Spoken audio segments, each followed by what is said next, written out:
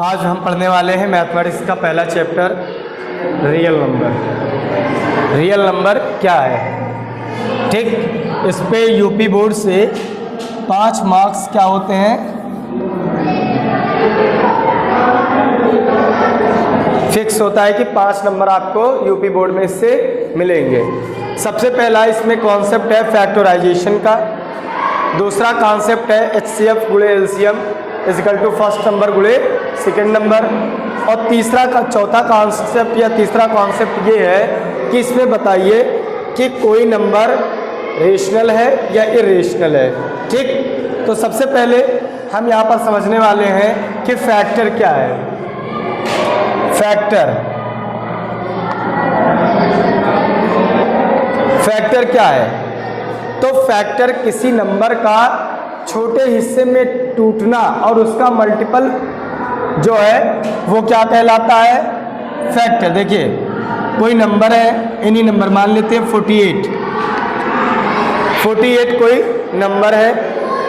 अगर इसे तोड़ा जाए, छोटे छोटे हिस्से में क्या किया जाए, तोड़ा जाए, तो इसे हम तोड़ सकते हैं। देखिए तोड़ना भी है तो प्राइम नंबर में तोड़ना है, तो 2 जा 4, ठीक। हम जानते हैं 12 4 जा 48। अब 12 को तोड़ना है तो 2 3 जा 6 2 जा 12। देखिए 2 2 जा 4 2 जा 8 3 जा 24 24 2 जा 48। इसका मतलब जो 2 2 2 3 2 ये सब क्या हैं, फैक्टर हैं किसके, 48 के। लेकिन इन सब का मल्टीपल है 48। तो फैक्टर और मल्टीपल में इतना ही फर्क है कि जो ये नंबर्स हैं इन सब का प्रोडक्ट जो बनाता है वो उसका मल्टीपल होता है, और जो टूटकर छोटे हिस्से में आता है वो फैक्टर कहलाता है, ठीक। अब ये इसलिए समझाया गया है क्योंकि इसके बिना हम HCF और LCM नहीं कर पाएंगे। तो पहला है LCM, lowest common multiple, lowest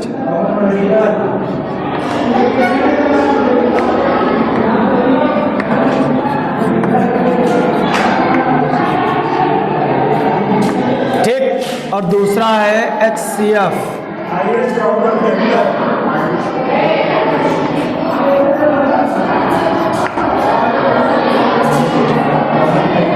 highest की स्पेलिंग हाईएस्ट कॉमन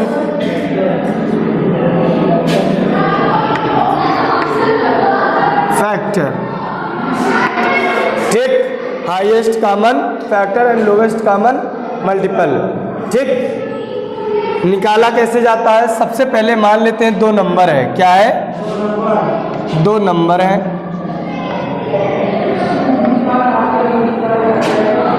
(24) एंड 34।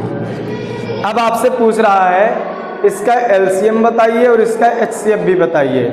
तो हम LCM निकालने के लिए दोनों का क्या करेंगे, फैक्टर करेंगे। 24 को फैक्टर जब करेंगे तो 2 2 जा 4 2 जा 8 3 जा 24, ठीक। अब ऐसे ही 34 को भी हम करेंगे, 2 17 जा, देखिए 2 17 जा 34। 17 को फर्दर हम तोड़ नहीं सकते, किस लिए नहीं तोड़ सकते हैं, इसलिए नहीं तोड़ सकते हैं क्योंकि वो एक प्राइम नंबर है, ठीक। अब इसको हम करेंगे, ये 2 कॉमन हो रहा है तो 2 को एक बार लिखेंगे, फिर ये वाला 2, ये वाला 2, ये वाला 3, ये वाला 17। अब इनको सबको हम जब मल्टीप्लाई करेंगे तो LCM मिलेगा, क्या मिलेगा, देखिए 2 2 जा 4 2 जा 8 3 जा 24। अब 24 को हम 17 से मल्टीप्लाई करेंगे तो आ जाएगा 17 4 जा 68, 17 चौके 68, 17 दूना 34, 34 और 6 40। कितना आएगा, 100। कितना आया? लेकिन अगर यही HCF पूछा जाता, क्या पूछा जाता, तो जो नंबर दोनों में कॉमन मिल रहा है उसी को लेंगे सिर्फ। तो इसमें क्या मिल रहा है, 2, तो 2 क्या हो जाएगा, HCF। इसके अलावा कोई भी जोड़े नहीं मिल रहे हैं दोनों में से केवल जो कॉमन टर्म मिल रहा है वो है 2, तो इसलिए हम इसको क्या कर देंगे 2। तो आपको LCM और HCF समझ में आया, ठीक। अब देखिए कहीं कहीं पर क्वेश्चन इस टाइप में देता है, जैसे एक क्वेश्चन है कि 2 नंबर है, ये क्वेश्चन आएगा 2 नंबर है, एक 65 है और एक 117, क्या है, ठीक। इनका जो HCF है क्या है, वो कितना है 6m 65m प्लस माइनस 117, ठीक। ये 2 नंबर है, इन दोनों नंबर का HCF कितना आया है, इतना है। तो बताइए m की वैल्यू क्या होगी। तो सबसे पहले हम ये जाने कि इन दोनों में HCF है क्या। तो देखिए 65 को हम लिख सकते हैं 13 गुणे 5, 13 5 × 65 एंड 117 को हम क्या लिख सकते हैं 13 गुणे 9 नहीं लिख सकते हैं, 3 गुणे 3 लिखेंगे क्योंकि प्राइम फैक्टर में तोड़ेंगे तो 3 × 3 लिखेंगे, 9 लिखेंगे कहीं पर गड़बड़ हो सकता है। इन दोनों का HCF क्या आया है 13, क्या आया है। अब हम HCF की जगह पर 13 लिख सकते हैं कि नहीं, और बराबर का निशान लगाएंगे, 65m माइनस 117। बताइए 117 इस पार आएगा तो जुड़ जाएगा कि नहीं,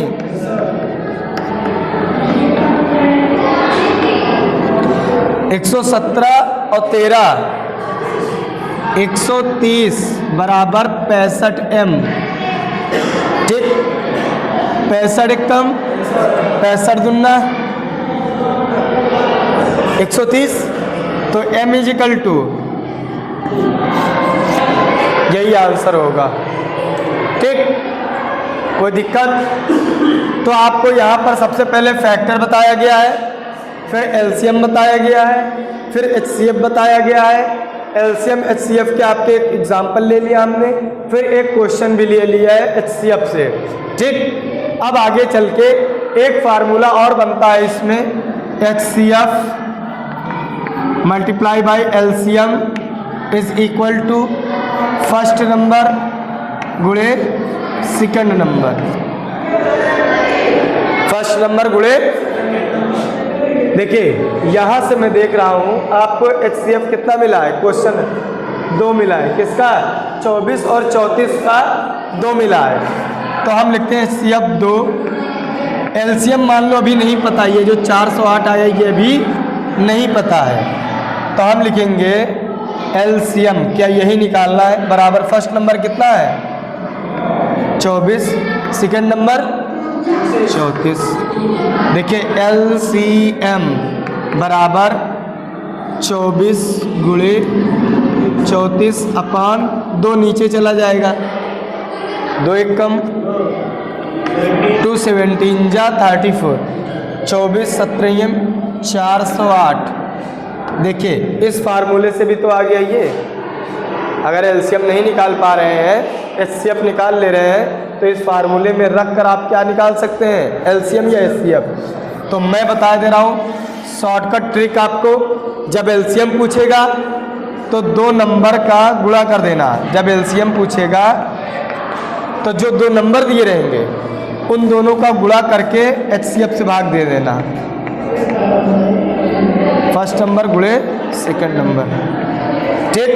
और अगर HCF पूछेगा तो आपको फिर वही 2 नंबर को LCM से भाग दे देना है, लेकिन अगर उसमें से फर्स्ट नंबर पूछ रहा है तो LCM गुणे HCF को गुणा करना है और 1 नंबर से भाग दे देना है।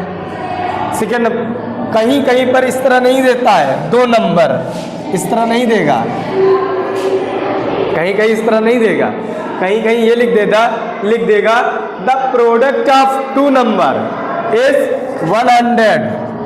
अब आप समझ लीजिए इसमें से कोई 10 होगा और दूसरा वाला भी 10, या कोई दूसरा वाला 4 है और पहला वाला 25 है, ठीक।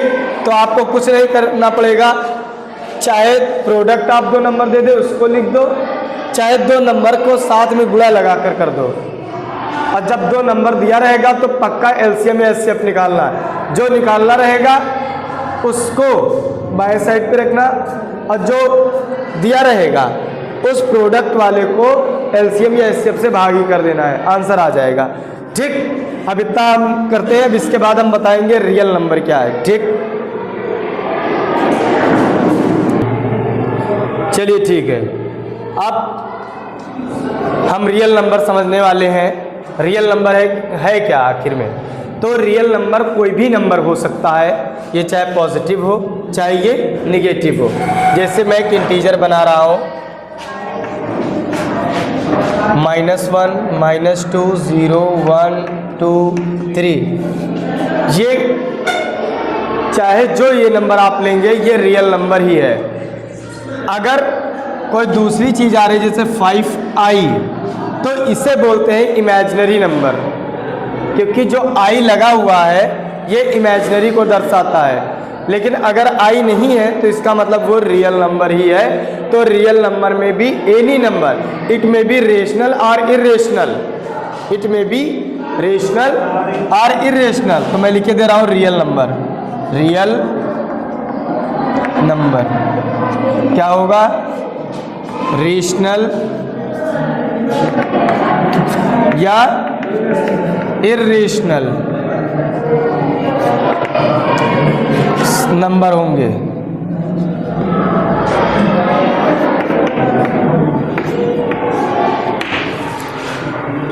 अब आता है रेशनल नंबर क्या है? रेशनल नंबर वो नंबर है जिनके अंदर चाहे p/q जो है, ये जो है जैसे मैंने लिखा है कि 5/1, तो ये रेशनल नंबर है। क्या ये रेशनल नंबर है?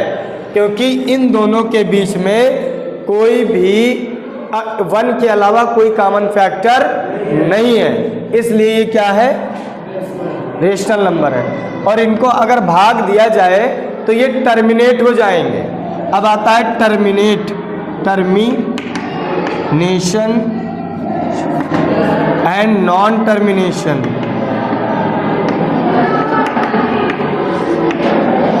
Termination and non termination. Termination वो नंबर होते हैं, वो रेशनल नंबर होते हैं जिनको भाग दिया जाए और वो कुछ समय पॉइंट के बाद वो रुक जाते हैं। जैसे मैंने कहा कि 22 को भाग देना है 5 से, तो आप देंगे 5 4 जा 20, पॉइंट लगाएंगे 0 आ जाएगा। तो यहाँ पर 2 बचा, 0 लगाएंगे, पॉइंट लगाया 0 बढ़ा, 5 4 जा 20, तो देखिए 4.4 आया, पॉइंट के बाद एक संख्या आई फिर रुक गया है। लेकिन आपको ऐसी भी जगह बताएंगे जहाँ पर टर्मिनेट ही नहीं होता है। ठीक, जैसे 10/3, 10/, देखिए इनके अंदर 1 के अलावा कोई कॉमन फैक्टर नहीं, p/q के फॉर्म में भी है।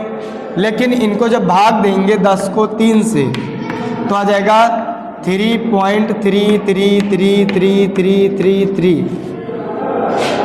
बार बार आ रहा है सेम नंबर, क्या रहा है? 3.3333।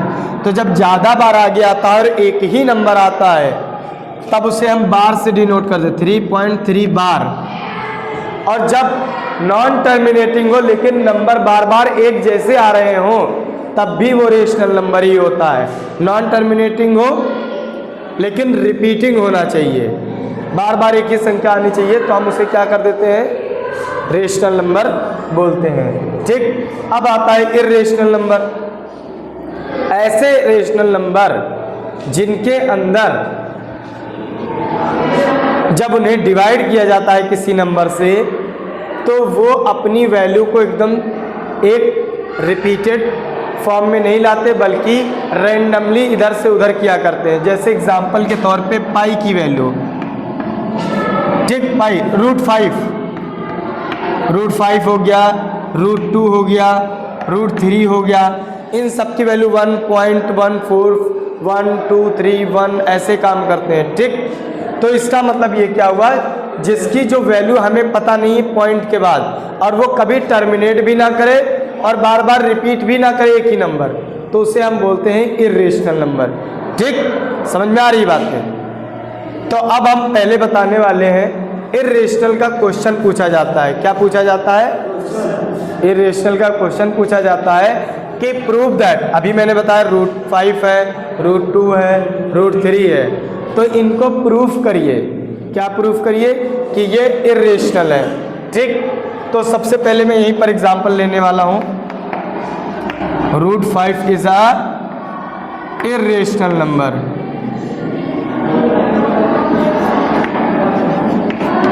ठीक, क्या है? √2 इर्रेशनल नंबर है, √5 इर्रेशनल नंबर है। प्रूफ कैसे करें? तो इर्रेशनल को इर्रेशनल की तरह प्रूफ नहीं कर पाएंगे, बल्कि हमको इसको मानना पड़ेगा कि ये रेशनल है। ठीक, तो हम मान लेते हैं कि जो √5 है वो क्या है? रेशनल है, is a rational number. Rational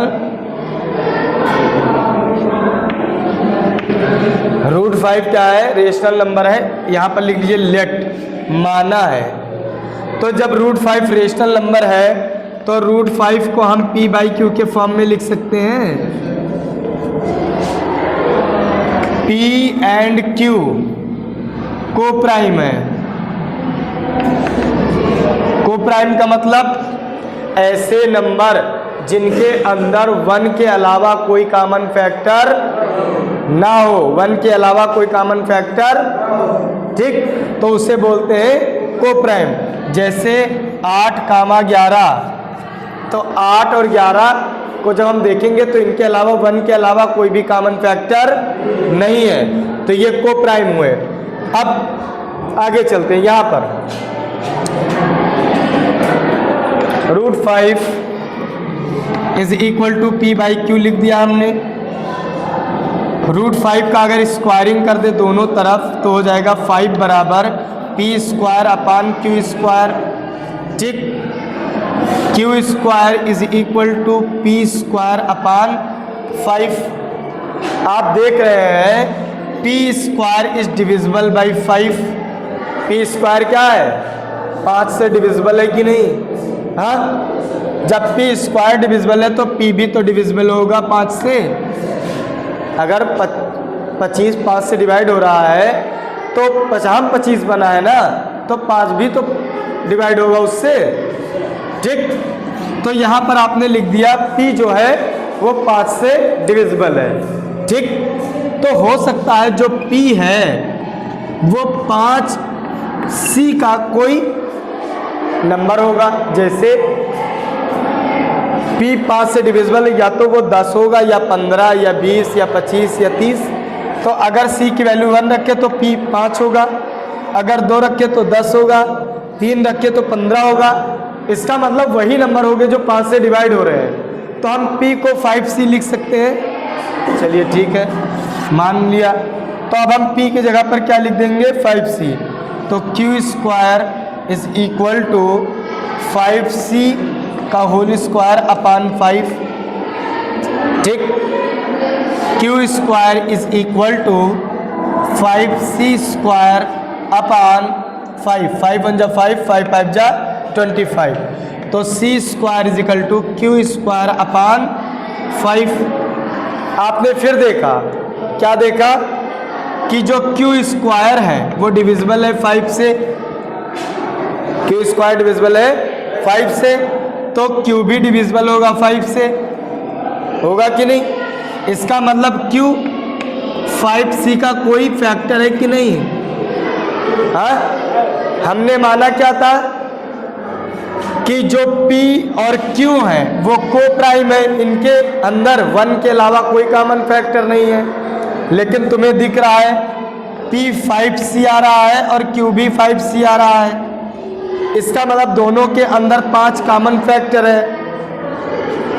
इसका मतलब हमारा एजम्पशन जो है, हमने जो माना था कि जो √5 है वो रेशनल नंबर है, ये गलत है। तो जब रेशनल नहीं है तो वो क्या है? Hence proved that √5 is irrational number. ठीक, प्रूव हो गया। तो ऐसे आप क्वेश्चन कर सकते हैं। ठीक।